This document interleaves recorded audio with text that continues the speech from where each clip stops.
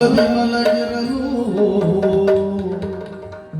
ಬಲಿ ಭೀಮಗಪ್ರದ ವ್ಯಾಕುಲದಿ ಮಲಗಿರಲು ಬಳಿಗ ವೇದವಾಗನೊಡನೆ ನುಡಿದನು ಮಾತೊಳಪಂಸಿ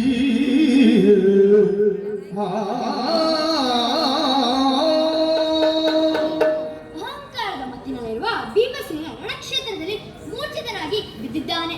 ಈ ಸಮಯದಲ್ಲಿ ಅರ್ಜುನನನ್ನು ಕರೆದು ಜಾರನ್ನು ತಿಳಿಸುತ್ತೇನೆ. ಮುಂದೆ ಕರ್ಣ ಅರ್ಜುನನನ್ನು ಹುಡುಕಿಕೊಂಡು ಬಂದು ಯುದ್ಧ ಮಾಡುವ ಸಮಯ ಬರಬೇಕು. ಅರ್ಜುನ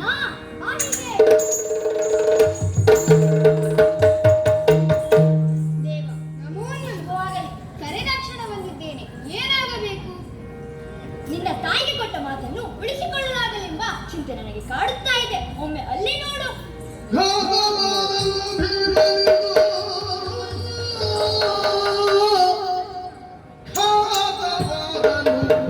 ಭೀಮನಿಗೂ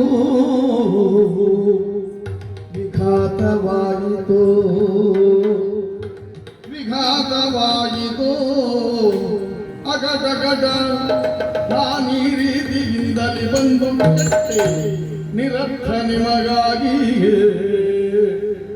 ಅಗಡಗಡ ಈ ರೀತಿಯಿಂದಲೇ ಬಂದು ಕೆಟ್ಟೆ ನಿರರ್ಥ ನಿಮಗಾಗಿ.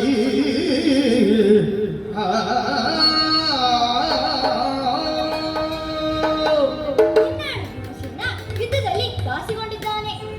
ಯಾರಿಂದ ನನ್ನ ಅಣ್ಣನಿಗೆ ಈ ಪರಿಸ್ಥಿತಿ ಬಂತು? ನಿನ್ನ ದ್ವೇಷ ಕರ್ಣಪುತ್ರ ವೃಷಸೇನನಿಂದ. ಹೌದೇ?